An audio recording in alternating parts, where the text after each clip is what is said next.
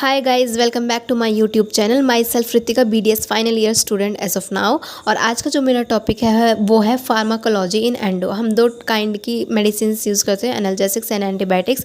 Analgesics के बारे में हम बाद में बात करेंगे, अभी हम बात करेंगे एंटीबायोटिक्स के बारे में।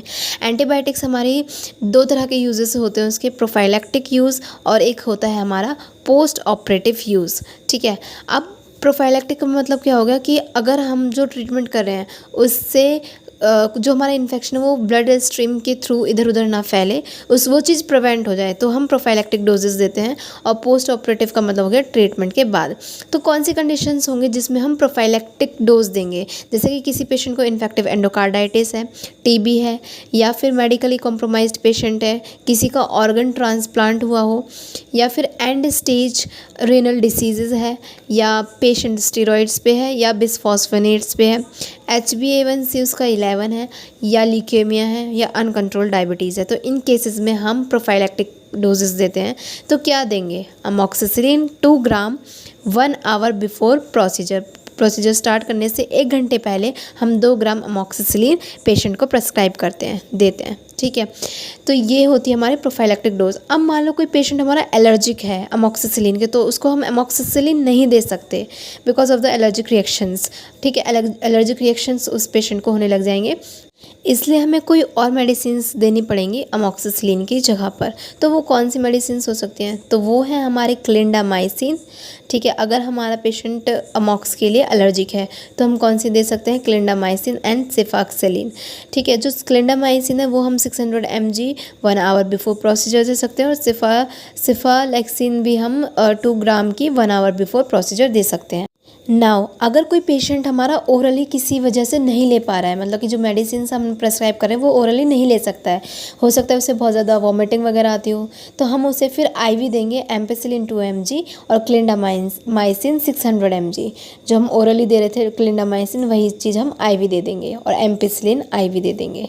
ठीक है, तो ये उन पेशेंट के लिए जो ओरली नहीं ले सकते हैं, एम्पेसिलिन एंड क्लिंडामाइसिन। नाउ हमें हमेशा कंसल्ट करना है फिजिशियंस के साथ, क्योंकि पेशेंट को एलर्जिक रिएक्शंस के चांसेस होते हैं। ठीक है, तो हमें हमेशा कंसल्ट करना है फिजिशियन को। अब आता है हमारा पोस्ट ऑपरेटिव ट्रीटमेंट करने के बाद। वैसे ये ट्रीटमेंट करने के बाद है, लेकिन ट्रीटमेंट के इन बिटवीन हम देते हैं। तो कौन सी कंडीशंस होंगी?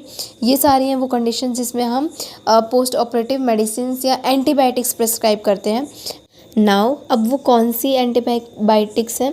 तो सबसे पहले हमारे ये अमोक्सिसिलिन। ठीक है, अमोक्सिसिलिन की हमारी एक लोडिंग डोज होती है 1000 mg की। ठीक है, लोडिंग डोज का मतलब है हमें उसे एक दिन में एक बार देना और फिर स्टॉप कर देना, ये लोडिंग डोज होती है। उसके बाद हम अपनी नॉर्मल डोजेस देते हैं, जैसे 500 mg for twice in a day for 3 days। ठीक है, 3 दिन के लिए हमें दिन में 2 बार देनी है। अगर इससे आराम नहीं पड़ता है तो 5 days के लिए हम प्रेस्क्राइब कर देते हैं। फिर वही बात आती है कि अगर पेशेंट एलर्जिक है अमोक्सिसिलिन के लिए, तो क्लिंडामाइसिन की 600 mg की लोडिंग डोज देंगे, एक दिन में मतलब कि एक दिन देनी है बस एक बार। ठीक है, उसके बाद ये स्टॉप कर देनी है। उसके बाद हमारी नॉर्मल डोजेज जो 300 mg की है, दिन में 2 बार फॉर 3 days। अगेन अगर इससे आराम नहीं मिलता है तो हम इसको बढ़ा सकते हैं 5 days के लिए। ठीक है, तो अमोक्सिसिलिन और एलर्जिक है तो क्लिंडामाइसिन। उसके अलावा आता है हमारे पास सेफिक्सिम।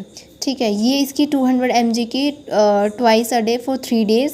ये लीस्ट गैस्ट्रिक इफेक्ट्स देती है, बहुत कम गैस्ट्रिक इफेक्ट्स इसके होते हैं। ठीक है, सेफिक्सिम।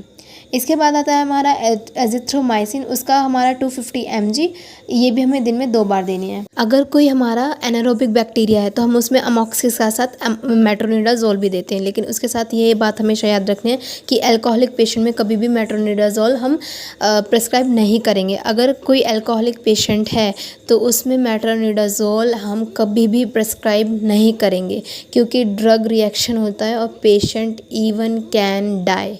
तो हमें कभी भी मेट्रोनिडाजोल और अल्कोहल वाले पेशेंट में प्रेस्क्राइब नहीं करनी है।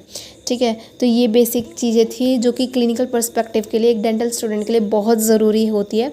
ठीक है, तो ये हमारा सिर्फ एंटीबायोटिक्स के लिए था, और इसका सेकंड पार्ट यानी कि एनाल्जेसिक्स हम दूसरी वीडियो में करेंगे। ठीक है, तो ये हमारा एंटीबायोटिक्स जिसमें हमने 2 चीज़ें पढ़ी।